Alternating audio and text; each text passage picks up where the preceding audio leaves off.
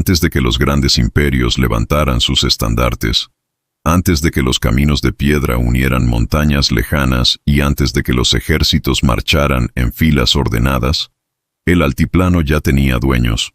No eran conquistadores venidos de lejos, ni gobernantes impuestos por la fuerza. Eran pueblos antiguos, endurecidos por el frío, el viento y la altura, que habían aprendido a vivir donde otros apenas podían respirar. Entre ellos, los aymaras se alzaron como una de las naciones más firmes y persistentes de los Andes. El altiplano no era una tierra generosa. Las noches eran largas y heladas, los días abrasadores, y la tierra exigía paciencia y conocimiento. Allí, a más de 3000 metros sobre el nivel del mar, los aymaras construyeron una forma de vida basada en el equilibrio con el entorno. Nada se hacía sin comprender los ciclos del clima, el comportamiento del agua y el ritmo de los animales. Sobrevivir no era un acto de fuerza sino de sabiduría acumulada. Mucho antes de que los cronistas escribieran sus nombres, los aymaras ya habían levantado aldeas, campos de cultivo y centros ceremoniales. No se trataba de un solo pueblo uniforme, sino de una red de comunidades emparentadas por lengua, costumbres y una visión común del mundo. Cada grupo mantenía su autonomía, pero compartía un mismo horizonte cultural que se extendía por las mesetas, las riberas del Gran Lago y las quebradas que conectaban el altiplano con tierras más bajas. La agricultura fue uno de los pilares de esta civilización temprana. En un entorno donde la helada podía arruinar una cosecha en una sola noche, los aymaras desarrollaron técnicas ingeniosas para proteger sus cultivos. Camellones elevados, terrazas y sistemas de drenaje permitían conservar el calor del suelo y controlar el agua. Estas obras no eran improvisadas. Requerían planificación, trabajo colectivo y un conocimiento profundo de la tierra. El cultivo de la papa, la quinoa y otros alimentos resistentes garantizaba la subsistencia, pero también permitía el intercambio. Los aymaras no vivían aislados. Desde temprano establecieron rutas que los conectaban con pueblos de los valles y de la costa. A través del trueque, obtenían productos que el altiplano no podía ofrecer, fortaleciendo la red de relaciones que sostenía su mundo. La organización social se basaba en la comunidad. El trabajo no era una tarea individual, sino una responsabilidad compartida. Cada familia aportaba esfuerzo a las labores comunes y a cambio recibía protección y apoyo. Este sistema reforzaba los lazos internos y aseguraba que nadie quedara completamente abandonado frente a la dureza del entorno. La espiritualidad ocupaba un lugar central en la vida aymara. El paisaje no era un simple escenario, sino un espacio habitado por fuerzas invisibles. Las montañas, el agua y la tierra tenían presencia y voluntad. Respetarlas no era una opción, sino una necesidad. Los rituales, ofrendas y ceremonias buscaban mantener el equilibrio entre los humanos y el mundo que los rodeaba. El lago, vasto y cambiante, era más que una fuente de alimento. Era un punto de referencia, un espacio sagrado y un eje de la vida cotidiana. Sus aguas marcaban el ritmo de las estaciones y ofrecían recursos esenciales. Las comunidades que vivían en sus orillas desarrollaron una relación íntima con este entorno, aprendiendo a aprovecharlo sin agotarlo. A diferencia de los imperios posteriores, los aymaras no buscaban la dominación absoluta de territorios lejanos. Su fuerza residía en la estabilidad y en la continuidad.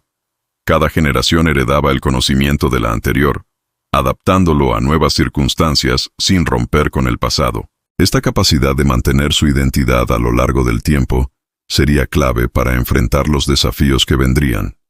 Porque el altiplano, aunque aislado, no estaba fuera de la historia. Con el paso de los siglos, nuevos poderes comenzarían a mirar hacia estas tierras altas.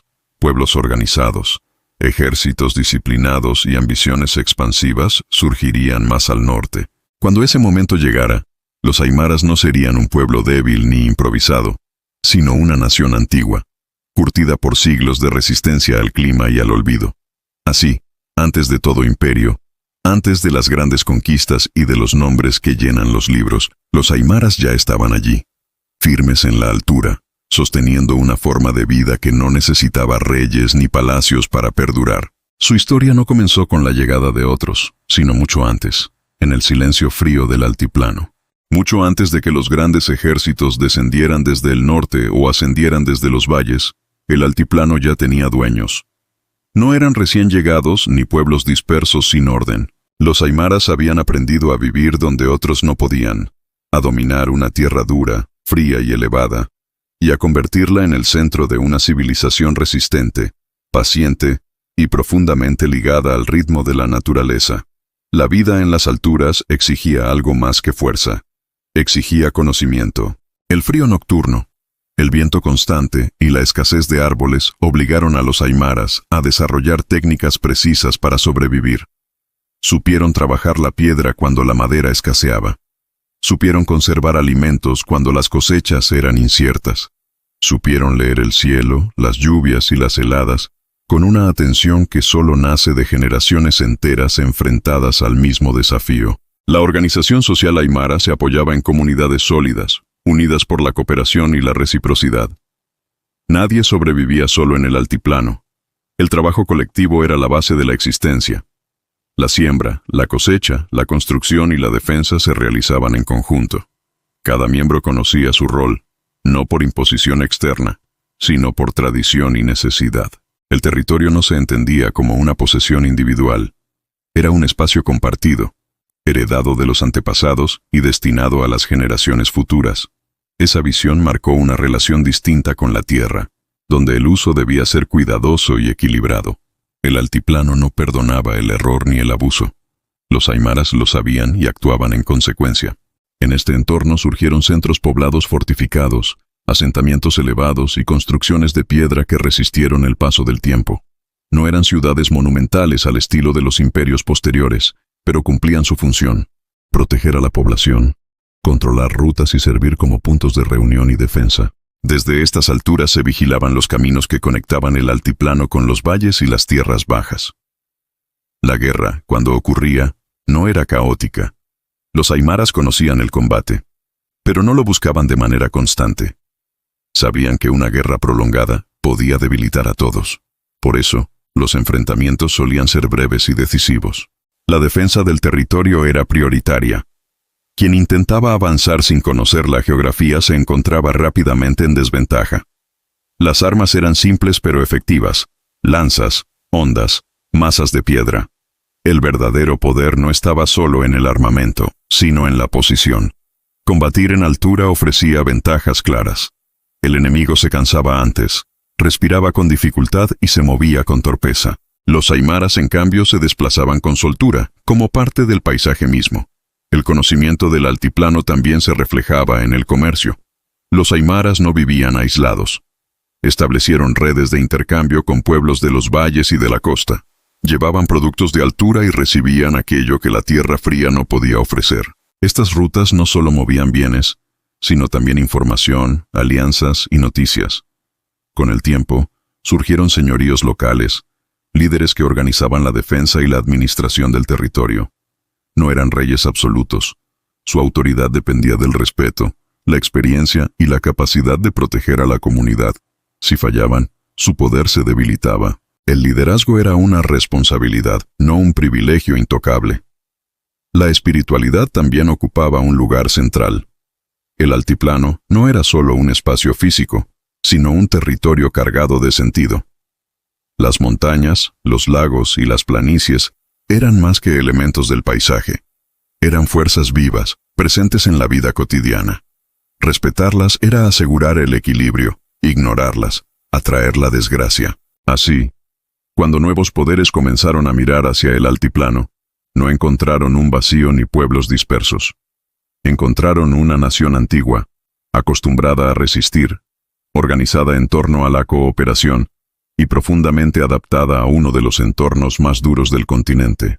Una nación que no necesitó imperios para existir, porque ya había aprendido a dominar el tiempo y la altura.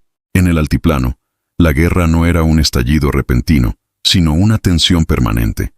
Los pueblos aymaras vivían en un equilibrio frágil, donde la defensa del territorio, el control de los recursos y el honor colectivo marcaban el ritmo de los enfrentamientos. No existía un solo reino ni una autoridad única. El mundo aymara estaba compuesto por múltiples señoríos, cada uno con su linaje, sus tierras y su memoria de conflictos pasados.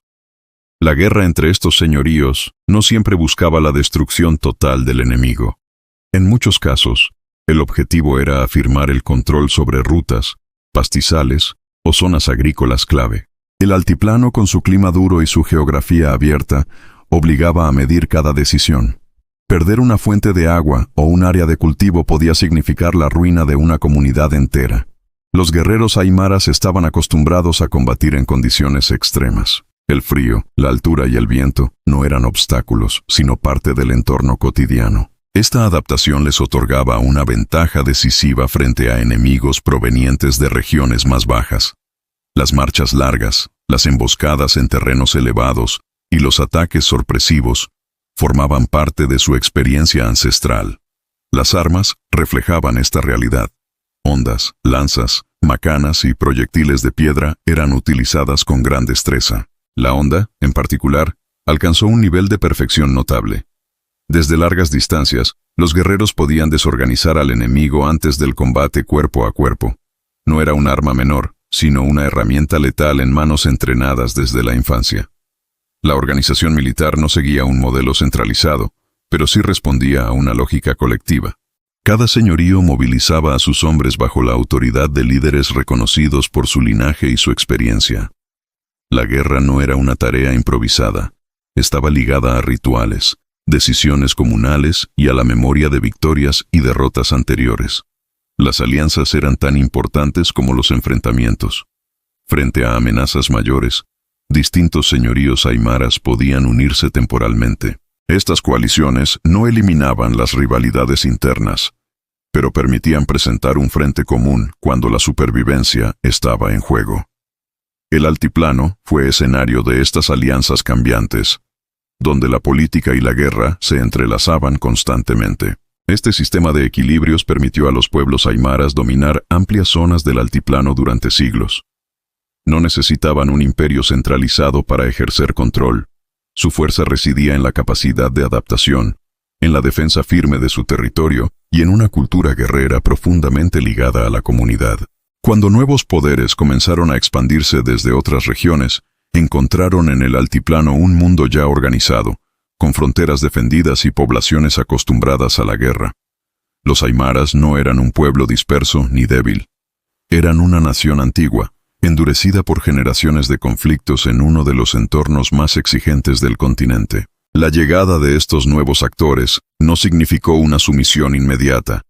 Por el contrario, desencadenó una serie de enfrentamientos prolongados, donde los aymaras pusieron en práctica todo su conocimiento del terreno y de la guerra. Cada colina, cada planicie y cada paso elevado se convirtió en un punto de resistencia. Así, antes de cualquier gran imperio, el altiplano ya tenía dueños. No eran dueños por decreto ni por conquista rápida, sino por permanencia, por memoria y por sangre derramada en defensa de la tierra. La nación aymara había construido su dominio mucho antes de que otros soñaran con gobernar desde centros lejanos. La historia de estas guerras tempranas explica por qué el altiplano nunca fue un espacio fácil de someter. Allí, la guerra no era una excepción, sino una forma de mantener el equilibrio. Y en ese equilibrio, los aymaras forjaron una identidad que resistiría incluso a los mayores poderes que intentaron imponerse después. Con el paso de los siglos, el mundo aymara no desapareció bajo el peso de nuevos poderes, sino que se transformó. Las conquistas externas alteraron equilibrios, desplazaron autoridades y forzaron adaptaciones profundas, pero no lograron borrar la estructura esencial de una nación forjada mucho antes de cualquier imperio. La fuerza de los aymaras no residía únicamente en la guerra o en el control territorial, sino en una forma de vida arraigada al altiplano, resistente al tiempo y a la dominación. Cuando nuevas potencias comenzaron a imponerse en la región, el impacto fue desigual. Algunas comunidades fueron incorporadas a sistemas administrativos ajenos. Otras resistieron con mayor fuerza, aprovechando la dureza del entorno como escudo natural. El altiplano, con su clima extremo, sus grandes alturas y sus vastas extensiones abiertas, seguía siendo un espacio difícil de controlar de manera efectiva. Allí, la experiencia ancestral seguía marcando la diferencia. La organización comunitaria permitió absorber los cambios sin colapsar. Los Aylus continuaron funcionando como núcleos de identidad y apoyo mutuo. Incluso cuando las autoridades externas intentaron reemplazar liderazgos tradicionales, La vida cotidiana siguió guiándose por normas antiguas, transmitidas de generación en generación. La memoria colectiva se convirtió en una forma de resistencia silenciosa. Las prácticas agrícolas, lejos de desaparecer, demostraron una sorprendente continuidad. Las terrazas, los sistemas de riego y el manejo de cultivos adaptados a la altura siguieron sosteniendo a las comunidades. En un entorno donde el error significaba hambre o muerte, el conocimiento heredado era más confiable que cualquier imposición externa. La tierra seguía siendo comprendida no como un recurso a explotar sin límites, sino como un espacio con el que se debía convivir. En el plano espiritual, las creencias aymaras mantuvieron su vigencia, aunque muchas veces debieron ocultarse o mezclarse con nuevos símbolos. La relación con las montañas, con la tierra y con las fuerzas invisibles del entorno continuó guiando rituales y decisiones importantes. Esta espiritualidad, profundamente ligada al paisaje, reforzaba el sentido de pertenencia y la continuidad cultural. La lengua fue otro pilar fundamental. A pesar de presiones externas, el idioma aymara siguió siendo el vehículo principal de transmisión del conocimiento, la historia y la cosmovisión. En sus palabras se conservaban conceptos que no tenían equivalente en otras lenguas, ideas que reflejaban una forma particular de entender el mundo. Hablar aymara era, y siguió siendo, una afirmación de identidad. Con el tiempo, la nación aymara se vio fragmentada por nuevas fronteras políticas que no respetaban las antiguas divisiones territoriales. Sin embargo, estas líneas impuestas no lograron romper los lazos culturales profundos. Más allá de los límites administrativos, las comunidades seguían compartiendo costumbres, memoria y una historia común que se remontaba a siglos anteriores. La herencia aymara no se limita al pasado. Su influencia es visible en la organización social, en las prácticas agrícolas, en la música, en la vestimenta y en la relación con la naturaleza que aún persiste en el altiplano. Incluso en contextos de cambio acelerado, esa herencia continúa ofreciendo respuestas a desafíos antiguos y nuevos. Comprender a los aymaras como una nación anterior a todo imperio permite replantear la historia de la región. No se trata de pueblos que surgieron a la sombra de grandes estados, sino de sociedades complejas que construyeron su propio orden mucho antes de ser conquistadas o incorporadas por otros poderes. Su historia no comienza con la llegada de imperios, sino mucho antes, en la adaptación paciente y constante a uno de los entornos más exigentes del continente. Así se cierra este recorrido por la nación aymara, no como un capítulo secundario de la historia andina, sino como uno de sus cimientos más antiguos y duraderos. Una sociedad que supo organizarse, resistir y transformarse sin perder su esencia, y cuya presencia sigue marcando el altiplano hasta nuestros días.